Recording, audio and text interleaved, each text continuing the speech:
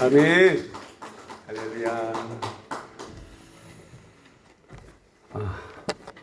이렇게 주님 앞에 나오셔서 예배드리러 나오신 여러분 너무 사랑하고 축복합니다.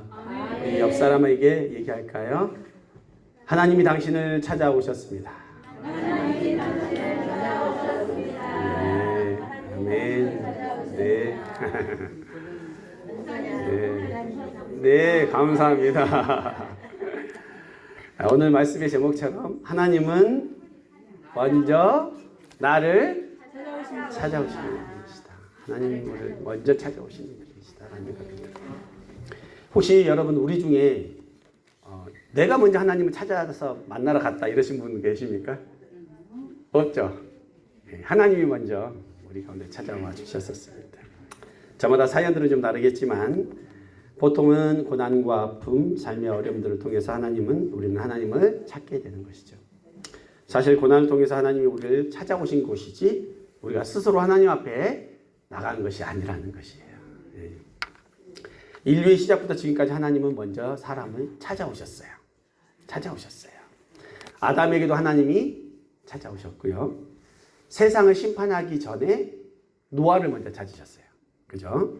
그리고 이스라엘 백성을 자기의 백성 삼으시기 전에 아브라함이라는 한 사람을 찾아가셨어요. 그래서 그를 통해서 그 일들이 이루어 가셨습니다. 애굽에서 노예 생활로 고난당하던 이스라엘을 구원하시기 위해서 가장 먼저 하신 건 뭐예요? 모세를 먼저 찾아가신 거예요. 하나님 그렇게 하신다는 거예요. 예수님도요, 공생의 시절에 제자들을 먼저 부르셨어요. 그리고 십자가에서 죽으시고 부활하신 이후에도 뿔뿔이 흩어져 버린 당신의 제자들을 어떻게 하셨어요? 먼저 찾아가셨어요. 그저 스스로 나온 것이 아니라는 것입니다. 그래서 모든 것이 은혜라는 것이죠. 여러분, 하나님은요, 우리를 찾으시고 말씀하세요. 그리고 우리에게 응답을 기다리십니다. 하나님이 왜 우리를 찾으시며 무슨 응답을 기다리시는 것일까요? 오늘은 그것을 보려고 합니다. 우리 함께 요한복음 15장 16절을 한번 읽어보도록 할게요. 시작. 너희가 나를 택한 것이 아니오 내가 너희를 택하여 세웠나니 이는 너희로 가서 열매를 맺게 하고 또 너희 열매가 항상 있게 하여 내 이름으로 아버지께 무엇을 구하든지 다 받게 하려 합니다. 아멘. 하나님이 우리를 먼저 찾으시고 택하셨대요. 원래는 우리가 하나님 앞에 잃어버린 자녀들이었어요. 그런데 죄로 인해서 떠나버렸던 사람들을 예수님께서 십자가로 용서하시고 구원하셔서 당신을 예배하는 사람들로 삼으신 것입니다. 그렇게 자기 백성 삼으신 이후에 말씀으로 순종하고 하나님 말씀에 응답한 자들에게 많은 열매를 부어주시려고 하나님 약속해 주셨어요. 하나님을 아버지로 삼는 사람은 무엇이든지 구하면 응답해 주시겠다고 약속해 주셨어요. 이 시간 우리 예배 가운데 하나님이 나를 찾아오시는 그 은혜 하나님을 만나는 시간 되시기를 예수님의 이름으로 축원합니다. 우리 오늘 본문 시편 89편 20절 우리 한 목소리로 다시 한번 읽어볼까요? 시작. 내가 내 종 다윗을 찾아내어 나의 거룩한 기름을 그에게 부었도다. 아멘. 오늘 본문의 주인공은 다윗입니다. 다윗은 직업이 뭐였죠? 목동이었어요. 아버지 이새의 7번째 혹은 8번째 아들입니다. 제가 이렇게 말씀드린 이유가 있는데 그건 또 설명하면 시간이 그냥 가버리니까 그냥 그렇게만 알고 계시면 될 것 같고, 사무엘상 16장에 보면 사무엘 그 당시에 최고의 영적인 리더예요. 이스라엘 전체에서 사무엘이 갑자기 작은 마을 베들레헴에 찾아와요. 갑자기 찾아나요. 그러니까 높은 사람이 시골 마을에 딱 나오면 어떻게 돼요? 만약에 군수님 오시면 어떻게 돼요? 우리 이장님들 다 모이겠죠, 여기? 다 그런 거랑 똑같은 거예요. 근데 그 높으신, 지금 누구예요? 사무엘서 선지자 제사장이 다 왔어요. 산골에, 이런 데 딱 왔는데, 오니까 어떻게 되냐면, 성읍 장로들이 나와서 벌벌 떨었대요. 그만큼 어떤 것이 높으신 분이고, 굉장히 경외하는 사람이에요. 이렇게 딱 떴어요. 떨면서 그를 영접했다고 성경에 나와요. 근데 사무엘이 이렇게 얘기를 해요. 이세와 이세 가족을 특별히 제사에 참여시켜라. 딱 이렇게 한 거예요. 원래는 거기에 들어올 짬밥이 안 돼요. 근데 사무엘이 지목을 한 거예요. 이세와 이세의 아들들을 참여시켜라. 좋아요, 안 좋아요? 좋죠? 그죠? 갑자기 부른 거예요. 그럼 그 가족에게 영광이에요, 아니에요? 아주 영광이죠. 영광인 거예요. 초청했어요. 근데 아버지 이세가 아들들이 여러 명인데, 자, 내가 아버지면 우리가 이렇게 영광스러운 자리가 있다면, 예를 들어 대통령이 우리 집에 와가지고 뭐 한다면 우리 가족도 불러요, 안 불러요? 다 부르지. 그잖아요. 다 부르지. 얼굴이라도 한 분이라도 더 붙이지 보려고 하죠. 근데 이세가 자식들이 여러 명 있었는데 아들들이 다 불러요. 그래가지고 사무엘에게 아들을 보여드립니다. 이게 우리 첫째 아들이고 이게 둘째 아들이고 이렇게 다 이렇게 보여드려요. 그런데 사무엘이 딱 그러는 거예요. 이게 다니? 이래요. 이게 다니? 그래요. 왜냐하면 사무엘이 거기에 온 목적이 있었거든요.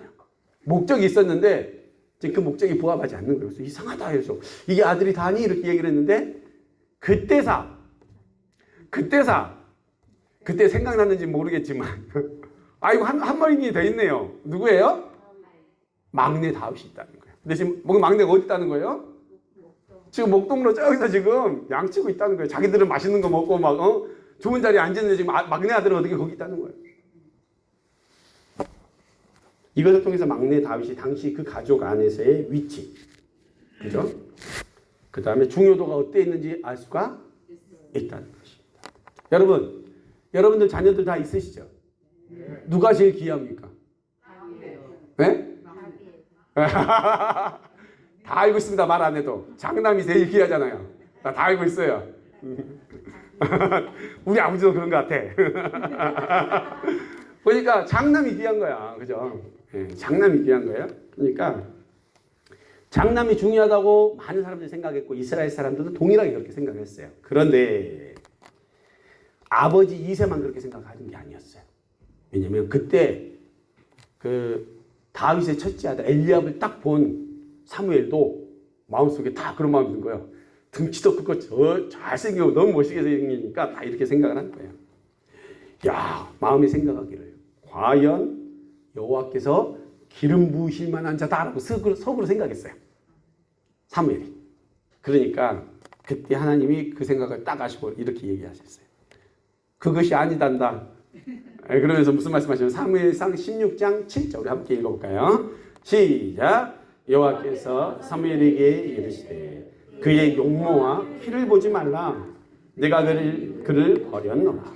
내가 보는 것은 사람과 같이 아니하니 사람은 외모를 보거니와 나 여호와는 중심을 보느니라 하시다. 아멘. 하나님은요, 하나님이 그 사람을 보실 때 장남인지 차남인지 막내인지 아무 상관없대요. 키가 큰지 작은지 아무 상관없대요. 많이 배웠든지 안 배웠든지 아무 상관없대요. 학위가 있든지 없든지 아무 상관없대요. 돈이 많든지 적든지 아무 필요 없대요. 과거에 얼만큼 잘 나갔는지 아무 상관은 없대요. 그런 외적인 요소들은 절대 보지 않으신다는 거예요. 오직 뭐를 본다? 마음의 중심을 보느니라. 그렇게 하나님은요, 사무엘을 통해서 다윗을 찾으시고 만나셨습니다. 그리고 그에게 기름을 부으셔서 앞으로 너는 왕의 인생을 살 것이라고 미리 말씀을 해주셨습니다. 여러분, 다윗은요, 하나님이 아니었으면 평생 목자로 살았을 인생입니다. 여러 형님들이 귀찮아서 하지 않던 일을 도맡아서 해야 하는 막내 말째였다는 거예요. 제대로 배운 것도 없어요. 목동으로 양치는 거 말고는 해본 일이 없어요. 그죠? 못 배우고 못 입고, 그죠? 근데 그렇게 살았던 사람이에요. 그렇게 목동에서 목자로 평생 늙어가다 죽었을 인생에게 놀라운 반전이 일어나 버렸습니다. 뭐 때문에? 하나님이 그를 찾아오시니까. 그를 찾아오시니까 놀라운 변화들이 일어나 버린 거예요. 그것은 하나님이 그를 찾으셨기 때문이에요. 그가 깊은 산골에 있든지 광야에 있든지 눈앞에 안 보이는 데 있든지 아무 상관없어. 하나님 다 보고 계시고 다 찾아내신다는 거예요. 그래서 다윗은요, 자기가 왕이 되기 위해서 이력서를 내본 적이 없는 사람이에요. 그죠? 저희 이력서를 내본 적이 없는 사람이요, 하나님이 찾아오신 분이에요. 그죠? 존귀한 자의 자리에 초청받을 때도 그 자리에 가지도 못했던 사람이에요. 막내가 서럽잖아요. 아닌가요? 중간이 서럽나? 아무튼 장남들이 최고야, 맨날 가정들 보면. 그런데 다윗도 그랬다는 거예요. 그런데 다윗이 오늘날의 이 성군이 되게 하고 놀라운 그 이름이 높아졌던 것은 누구 때문이다? 하나님이 그를 그렇게 만들어 주셨다는 거예요. 다윗에게는요, 하나님이 보실 때 참 좋은 면들이 있었어요. 하나님 보시기에. 사람들은 그렇게 안 보였는데 하나님께 보셨어요. 어려서부터 그의 신앙의 모습이 너무너무 아름다웠어요. 우리가 다 알고 있는 모습 뭡니까? 블레셋 장수 골리앗이 이스라엘 백성들을 위협하고 하나님을 무시할 때 그는 용맹한 장수처럼 목숨을 걸고 싸워요. 목숨 걸고 나가요. 도저히 상대가 안 돼 보이는 다윗이 골리앗하고 싸운다니까 사울이 쳐다보다가 이렇게 얘기를 합니다. 넌 싸울 수 없어. 저는 어려서부터 용사고 너는 아직 어린아이잖아. 네가 어떻게 싸우냐. 이렇게 얘기를 했어요. 그때 다윗이 사울에게 한 말이 너무너무 아름답습니다. 우리 함께 읽어보도록 할게요. 자, 사무엘상 17장 34절 시작. 다윗이 사울에게 말하되 주의 종이 아버지의 양을 지킬 때 사자나 곰이 와서 양떼에서 새끼를 물어가면 내가 따라가서 그것을 치고 그 입에서 새끼를 건져내었고 그것이 일어나 나를 해하고자 하면 내가 그 수염을 잡고 그것을 쳐 죽였나이다. 주의 종이 사자와 곰도 쳤은즉 살아계신 하나님의 군대를 모욕한 이 할례받지 않은 블레셋 사람이니까 그가 그 짐승의 하나같이 되리이다. 또 다윗이 이르되 여호와께서 나를 사자 발톱과 고의 발톱에서 건져내셨은즉 나를 이 블레셋 사람의 손에서도 건져내리시리이다. 사울이 다윗에게 이르되 가라, 여호와께서 너와 함께 계시기를 원하노라. 사울이 설득당해버렸어요. 사울이 설득을 당해버렸어요. 왕인데 자기는 두려워하고 있고 다 어른인 군인들이 다 두려워하고 있는데 누구예요 지금? 소년한 사람이 내가 골리앗하고 싸우겠다라고 당당하게 얘기를 한 거예요. 여호와의 이름으로. 설득당해버려요. 다윗의 대답을 통해서 그가 얼마나 성실하게 아버지의 양떼를 지켰었는지, 그리고 하나님을 향한 신실한 믿음이 그 어려서부터 있었는지를 우리는 볼 수 있게 되는 것이에요. 사람들은요, 다윗의 그런 면모를 못 봤지만 하나님 그걸 보고 계셨어요. 그가 들에서 외로이 양을 칠 때에도 그냥 그 시간을 무료하게 짜증내면서 보내지 않았다는 거예요. 불평하면서 보내지 않았다는 거예요. 양떼를 지키는 일에 목숨을 걸고 최선을 다하는 모습을 보았다는 거예요. 만약에 곰이나 사자가 왔을 때 양들이 물어가 자기 생명이 두려워서 피하고 양들 몇 마리 물어갔다고 해서 아버지가 너 왜 그랬냐고 할 것 같아요? 아니라는 거예요. 당연히 숨을 수 있죠. 두렵죠. 근데 다윗은 그렇지 않았다는 거예요. 아버지 양들 지키기 위해서 목숨 걸고 곰하고 싸우고 사자하고도 싸웠다는 거예요. 충성됨을 볼 수가 있어요. 또 그는요, 산과들에서 혼자 있다고 그냥 심심하다고 외롭다고 그냥 있는 게 아니라 찬양을 했어요. 거기서 산과들에서 하나님을 찬양했어요. 그러니까 시편 그렇게 많이 써버린 거예요. 그 시간을 그냥 보낸 게 아니에요. 하나님 앞에 기도하고 찬양하고, 그죠? 자기에 맡겨진 작은 일이라도 충성을 다하는 모습을 누가 보고 계셨다? 하나님이 보고 계셔. 하나님이 보고 계셨던 거예요. 그러니까 딱 보니까 이 왕의 감이야. 그가 인간적으로 이력서 넣어서 있으면 절대 왕이 못 됩니다. 하나님이 그를 보고 찾아오셔서 사마리를 통해서 만나주시고 기름을 부어주신 거예요. 성도 여러분, 하나님이 왜 우리를 찾아오신다고 했죠? 제가 하나님을 예배하는 사람들, 하나님이 사용하는 사람들, 하나님 안에서 열매 맺는 사람들이 되게 하기 위함이라는 거예요. 이스라엘의 차기 왕이 될 만한 사람은요, 외모가 뛰어난 사람이 아니었던 거예요. 하나님을 진정한 왕으로 주인으로 모실 수 있는 사람이 왕이 되는 거예요. 하나님 안에 있을 때 우리는 진정한 인생의 참된 열매를 맺고 풍성한 인생의 기쁨을 누리며 사는 사람들이 될 수 있어요. 다윗이요 수많은 대적들을 물리치고 이스라엘의 가장 위대한 왕으로 남아있을 수 있었던 비결 바로 하나님의 도우심과 은혜 때문이었어요. 역대상 17장 7절 8절 보면 하나님이 다윗에게 말한 말이에요. 이것이 참 맞는 말인 것 같아요. 한번 읽어보겠습니다. 시작. 또한 내 종 다윗에게 이처럼 말하라. 만군의 여호와께서 이처럼 말씀하시기를 내가 너를 목장 곧 양떼를 따라다니던 데에서 데려다가 내 백성 이스라엘의 주권자로 삼고 내가 어디로 가든지 너가 너와 함께 있어 내 모든 대적을 내 앞에서 멸하였은즉 세상에서 존귀한 자들의 이름과 같은 이름을 내게 만들어 주리라. 하나님이 그렇게 얘기하십니다. 하나님께서 다윗에게 약속하신 말씀대로요. 하나님은 다윗을 세상에서 존귀한 자의 이름들과 같이 만들어 주셨습니다. 우리도 다 알잖아요. 다윗은 다 알잖아요. 이 세상의 생사화복을 주관하시는 분이 하나님이세요. 사람을 세우기도 하시고 피하기도 하신 분이 하나님이라는 거예요.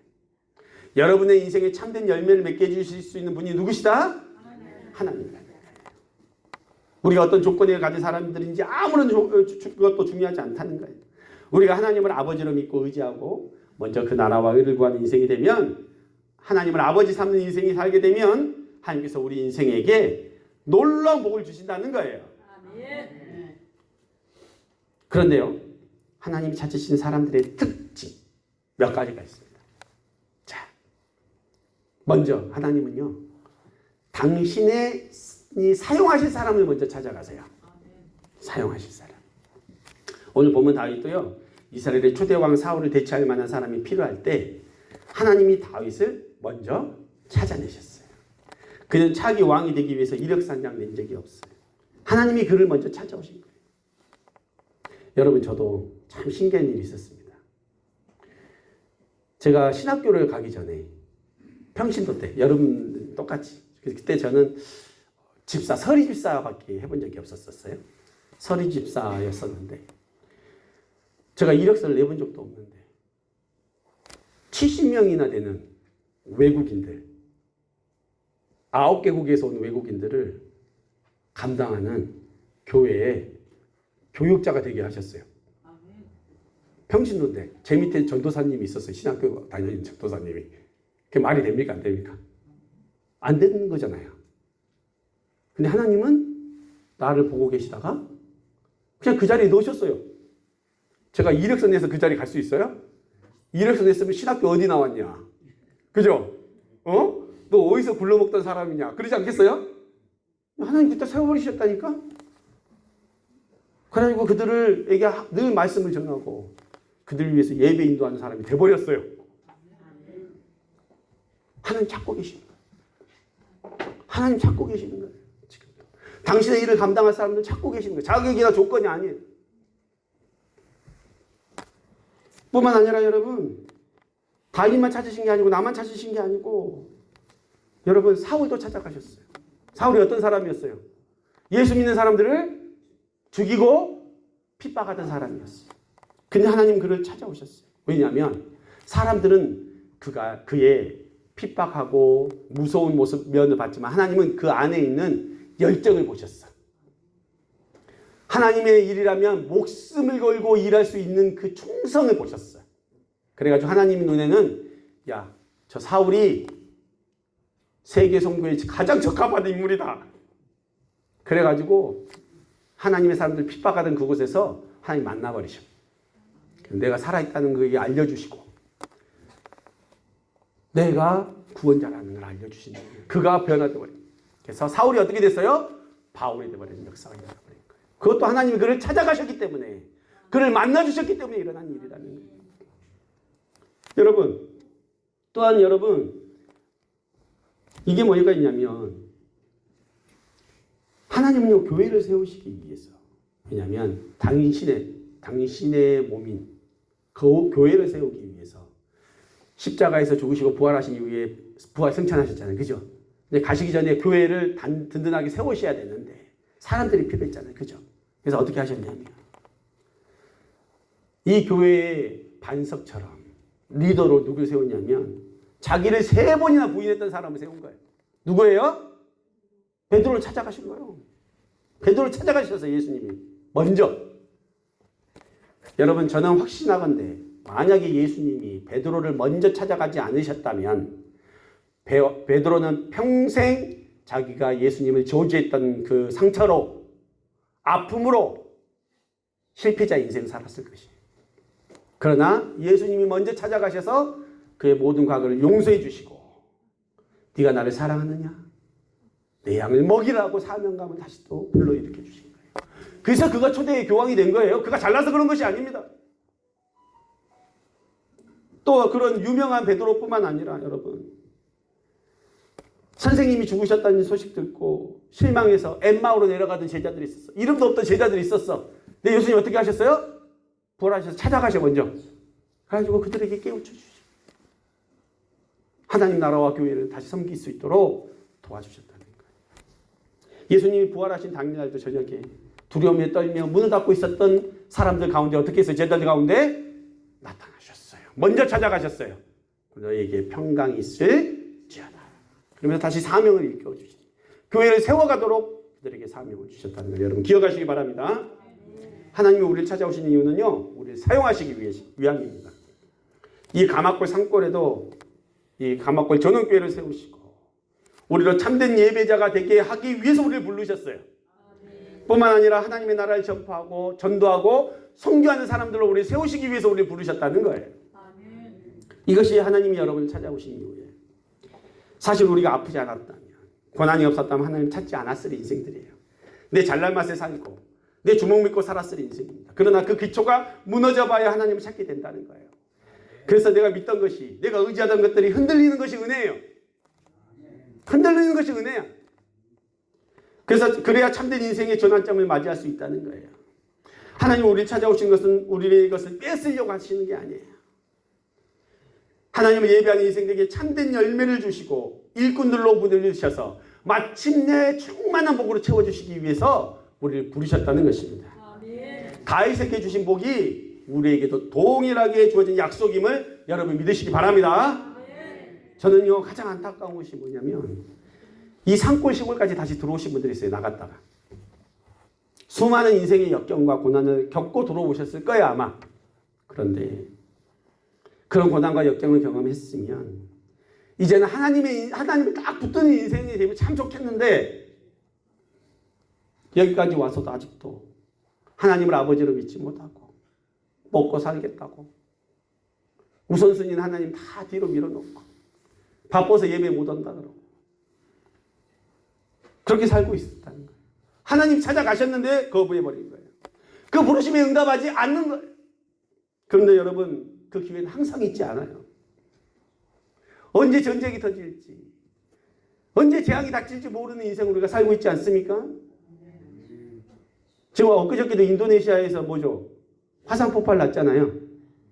어찌 될지 몰라요 우리 여러분.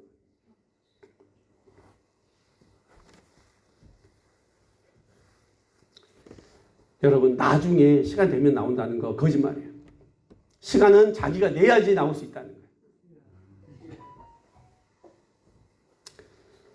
여러분 우리 이것저것 다 해봤잖아요. 솔직히 이것저것 다 해봤잖아요. 그런데 여러분 지금까지 한 번도 안 해보신 게 있습니다. 자, 한 번도 안 해보신 게 있어요. 잘 들어보세요. 여러분 한 번도 안 해보신 거 있어요. 그거 하나 알려드릴게요.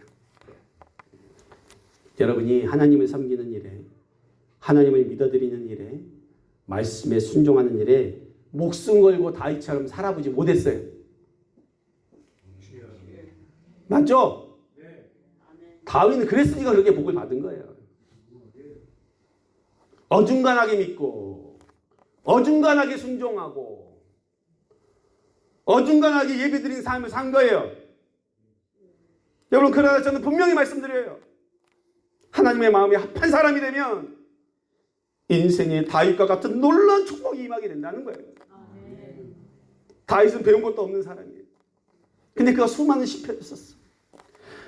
목숨을 걸어야 된 전쟁에서 하나님이 그 생명을 지켜주셨어요. 수많은 전쟁에서 승리케 해주셨어요. 외로운 인생이 아니라 다윗, 요나단과 같은 정말로 마음을 다할 수 있는 생명 다하는 친구도 그게 붙여주셨어요. 그가 국가의 왕이 돼야 되는데 도울 사람이 없었었는데 하나님은 어떻게 해요? 도울 사람들을 다 보내주신 거예요. 장수들도 보내주고 피라 물질도 다 보내주셨어요. 여러분, 이 모든 것이 다윗의 하나님이 주신 복이라는 거예요. 그가 하나님을 생명 다해 믿고 섬기고 따랐기 때문에 그 부르심에 순종하며 응답했기 때문에 받은 복이라는 거예요. 하나님은 인생의 최우선을 여기며 살 때 받은 복입니다. 심지어는요, 이렇게 되니까 다윗이 죽은 이후에도, 다윗이 이미 죽었어요. 죽은 이후에도 그 후손들이 잘못할 때 저희를 확 쳐버려 이러다가 그래 내가 다윗을 생각해서 내가 조금 봐준다 이랬어요. 여러분, 그 정도예요.